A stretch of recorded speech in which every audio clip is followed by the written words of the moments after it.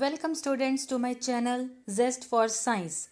I am Neha Goswami and today we are going to take a very interesting topic, that is hypertonic, hypotonic and isotonic solutions. So these are the types of the osmotic solutions, and this topic has very important relevance to our daily life. Okay, so before starting, let me ask you few questions. First question: why fruits and vegetables they lose water after sprinkling salt on them?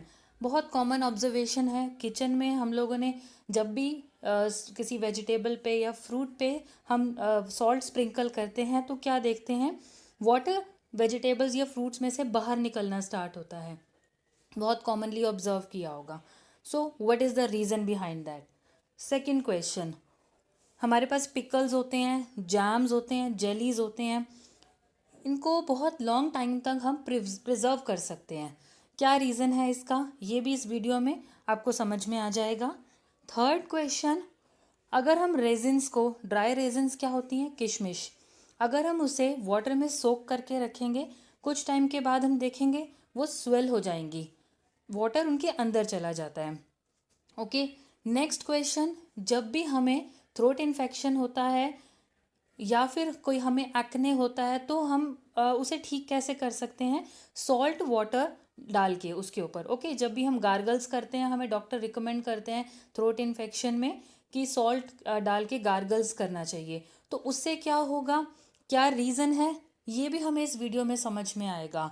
सो ऐसे बहुत सारे questions हैं जिन्हें हम अपनी daily life से relate कर सकते हैं अगर एक बार हम कॉन्सेप्ट समझ लें। सो यहाँ पर हम कुछ भी मेमोराइज नहीं करेंगे, जस्ट अंडरस्टैंड करेंगे। So before starting the explanation, please like and share the videos and comment in the section below, and don't forget to subscribe my channel if you are curious to know the interesting facts related to science. एक bell icon है, उसे press करके आप subscribe कर सकते हैं ताकि आपको न्यू अपलोडेड वीडियोस का नोटिफिकेशन मिल सके। सो let us start. We have three types of osmotic solution. One is hypertonic, second is isotonic, and third one is the hypertonic solution. Hypo word का मतलब होता है लेस, आइसो वर्ड का मतलब होता है सेम, एंड हाइपर मतलब का होता है हाई। टोनिक वर्ड का मतलब होता है कॉन्सेंट्रेशन। ओके, अब कॉन्सेंट्रेशन क्या चीज़ है? कॉन्सेंट्रेशन वर्ड को समझने से पहले एक बार हम तीन टर्मिनोलॉजीज समझेंगे यहाँ पर। One is solute, other is solvent, and third one is solution.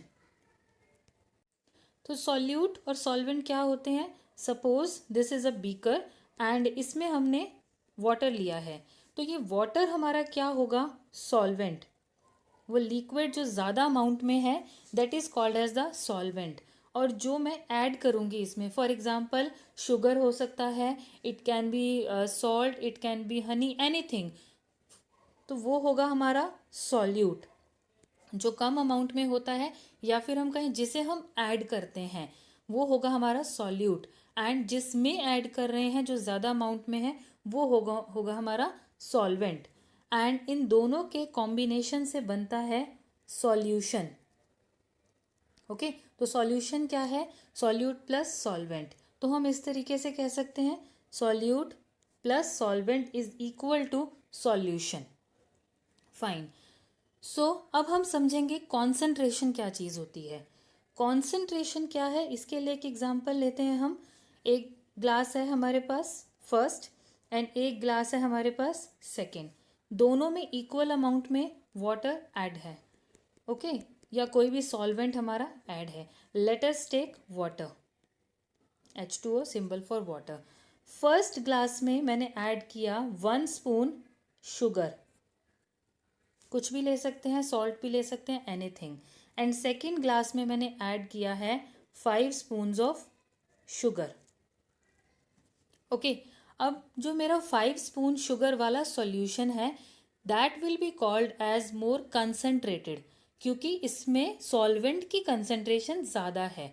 जो चीज़ मैं ऐड कर रही हूँ वो सॉल्वेंट हुआ, तो यहाँ शुगर की कंसनट्रेशन ज़्यादा है, तो ये वाला सॉल्यूशन जो मेरा बनेगा that will be called as more concentrated. Okay, and जिसमें कम है सॉल्वेंट सॉल्यूट की concentration, that will be called as diluted, dilute solution. Okay, तो एक सॉल्यूशन हुआ कॉन्सेंट्रेटेड, एक सॉल्यूशन हुआ डाइल्यूट। तो जब भी हम आइसोटोनिक, हाइपरटोनिक या हाइपोटोनिक की बात करेंगे, हम किसकी बात करेंगे? सॉल्यूट के कॉन्सेंट्रेशन की। सॉल्यूट का कंसंट्रेशन कितना है, ज़्यादा है, कम है या इक्वल है, उसके बेसिस पे हम डिसाइड करते हैं कि हाइपोटोनिक है, हाइपरटोनिक है या आइसोटोनिक है। ओके, सो लेट अस सी हाइपोटोनिक। जैसे हमने पहले डिस्कस किया था, hypo means less and tonic means, tonic का क्या मतलब है? कॉन्सेंट्रेशन। ऐसे hyper means high, tonic means concentration. तो हाइपोटोनिक के अंदर सॉल्यूट की कॉन्सेंट्रेशन लेस है और सॉल्वेंट की कॉन्सेंट्रेशन ज़्यादा हो जाएगी। जैसे हमने इस एग्जाम्पल में देखा था, अगर शुगर कम है, अगर शुगर कम है तो ऑब्वियसली वाटर ज़्यादा है फर्स्ट ग्लास के अंदर, एंड सेकंड ग्लास के अंदर शुगर ज़्यादा है तो वाटर जो है, फ्री वाटर जो है वो कम हो जाएगा। ओके, तो सॉल्वेंट और सॉल्यूट यहाँ हम बात कर रहे हैं तो वो ऑपोजिट चलेंगे, सॉल्वेंट ज़्यादा, सॉल्यूट कम। Okay, so let us see in this. अगर मैं एक सेल को प्लेस करती हूँ या अगर मैं एक सेल को बीकर में सॉल्यूशन में डालती हूँ तो उस पर क्या इफेक्ट होने वाला है? फर्स्ट केस में हाइपोटोनिक के अंदर, हाइपोटोनिक के अंदर एक सेल मैंने रखा एंड लिविंग सेल, एंड उस सेल का सोल्यूशन जो बाहर का मीडियम है, हाइपोटोनिक मतलब लेस कंसंट्रेशन, यानी सॉल्यूट की कंसंट्रेशन कम है एंड वाटर ज़्यादा होगा। तो ऑस्मोसिस क्या कहता है? Solvent moves from high to low. Okay, osmosis की यही डेफिनेशन है। If you want to refer to the explanation of osmosis, please refer to my previous video, जिसका लिंक मैं डिस्क्रिप्शन बॉक्स में दूंगी। सो हाइपोटोनिक के अंदर लेस कॉन्सेंट्रेशन है सॉल्यूट की एंड वाटर ज़्यादा है, तो ज़्यादा वाटर बाहर है तो क्या होगा? हाई टू लो, बाहर से वाटर सेल के अंदर जाएगा। तो जब सेल के अंदर वाटर जाएगा तो cell will swell. Okay, second case क्या है? हाइपरटोनिक, यानी बाहर जो है कॉन्सेंट्रेशन सॉल्यूट की ज़्यादा है, हाइपर मीन्स हाई, तो सॉल्यूट ज़्यादा, सॉल्वेंट कम हो जाएगा। तो वाटर का कंसंट्रेशन बाहर कम है, सेल के अंदर ज़्यादा है, कंपैरिजन करें, वाटर जो है हाई टू लो मूव करेगा, यानी बाहर की तरफ, सेल के बाहर की तरफ जाएगा, तो उससे रिजल्ट क्या निकलेगा? सेल जो है वो श्रिंक कर जाएगा। फाइन, एंड थर्ड केस क्या है हमारा? Isotonic solution. Isotonic solution, iso mean same, यानी जितनी बाहर कंसंट्रेशन है उतनी ही कंसंट्रेशन हमारी अंदर है, मीन्स जितना सॉल्यूट बाहर है उतना ही सॉल्यूट सेल के अंदर है। तो उसका रिजल्ट क्या निकलेगा? जितना वाटर अंदर जाएगा उतना ही वाटर बाहर की तरफ आएगा। तो equal amount of water is entering inside the cell and equal amount is exiting outside the cell. तो उससे क्या होगा? सेल के साइज में कोई फर्क नहीं आएगा, ना तो वो श्रिंक करेगा और ना ही वो स्वेल करेगा। तो नो नेट लॉस और गेन। तो सिंपल सी ट्रिक हमें यहाँ यूज़ करनी है, बस आपको हाइपो, आइसो और हाइपर का मतलब पता होना चाहिए। हाइपो वर्ड मतलब लेस, किसकी? सॉल्यूट की concentration, less solute. Okay, and iso word का मतलब है same, solute. Okay, and third है हमारा हाइपर, हाइपर मतलब है मोर सॉल्यूट। ओके, तो सॉल्वेंट की कंसंट्रेशन इसके रिवर्स कर लीजिए। सॉल्वेंट क्या होगा? अगर हाइपो में लेस सॉल्यूट है तो सॉल्वेंट क्या होगा? ज़्यादा। फाइन, आइसो में सेम रहेगा सॉल्वेंट।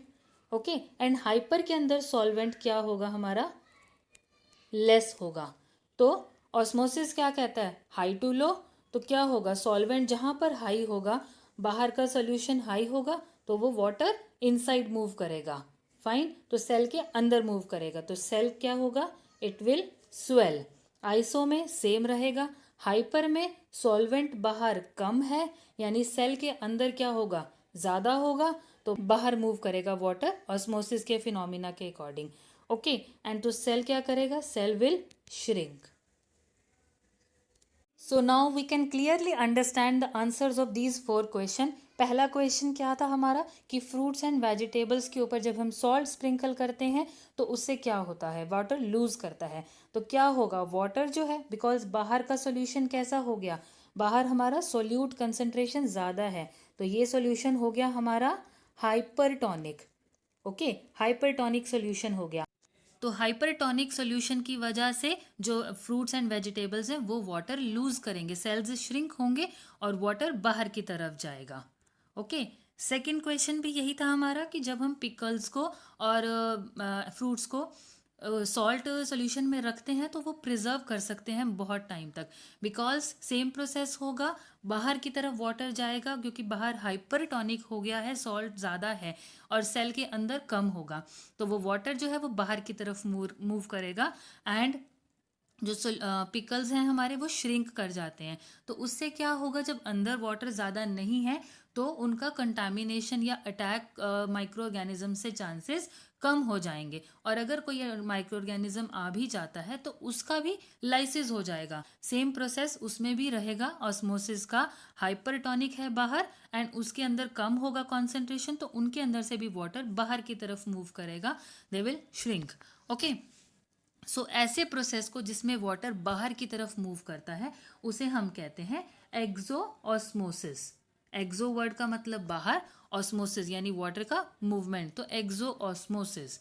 थर्ड हमारा क्या था, वाटर जो है वो अगर हम ड्राई रेजिन्स को वाटर में रखते हैं, किशमिश को अगर हम वाटर में रखते हैं तो क्या होगा, दे विल एब्जॉर्ब वाटर, यानी बाहर का जो सोल्यूशन है वो हाइपोटोनिक है, तो वाटर जो है अंदर जाएगा एंड सेल सोक करेंगे, वाटर को एब्जॉर्ब करेंगे, तो क्या होगा इससे, एंडोस्मोसिस।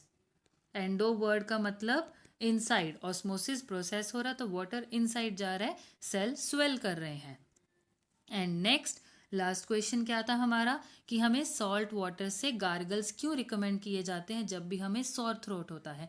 सोर थ्रोट मतलब थ्रोट में इन्फेक्शन है, कोई माइक्रो ऑर्गेनिज्म, बैक्टीरिया आके एंटर कर चुका है, तो जैसे ही सॉल्ट सॉल्यूशन उस पर अटैक करेगा, यानी सॉल्ट बाहर का कंसंट्रेशन कैसा है, हाइपर, बाहर सॉल्यूट ज़्यादा और वाटर कम, तो क्या होगा, सेल के अंदर से वाटर लूज होना स्टार्ट हो जाएगा, एक्सोऑस्मोसिस होगा, वाटर जो है बाहर की तरफ लूज करेगा, इससे क्या होगा, सेल्स जो हैं दे विल श्रिंक। ओके, और माइक्रो ऑर्गेनिजम्स की डेथ हो जाएगी, तो इस वजह से सोर थ्रोट इन्फेक्शन भी क्योर हो जाएगा। सो आई होप आपको ये सारे आंसर्स मिल चुके होंगे, और ऐसे आप बहुत से क्वेश्चंस रिलेट कर सकते हैं by understanding the process of osmosis by hypotonic, hypertonic, isotonic.